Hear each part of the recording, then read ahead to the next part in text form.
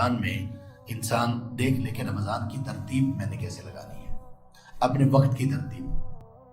اس وقت میں کیا ہوگا، آپ کی اگر کوئی جاب ہے، کوئی مصروفیت ہے، کوئی پڑھائی ہے، اسٹڈی ہے، کچھ بھی ہے، اس کے ساتھ باقی ٹائم کو کیسے مینیج کرنا ہے۔ آپ کی اسٹڈی، جاب وغیرہ، اس میں آپ کو کتنی رخصت اور ریلیکسیشن مل سکتی ہے رمضان میں، اویل کریں۔ کس لیے؟ رمضان کو لگانے کے لیے۔ پھر ترتیب یہ سیٹ کریں کہ صبح اٹھنے سے لے کر رات سونے تک مجھے کیا کیا کرنا ہے۔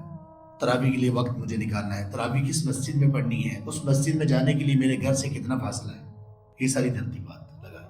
پھر میں نے خود قرآن کی تلاوت کتنی کرنی ہے، کس کس وقت میں نے قرآن پڑھنا ہے۔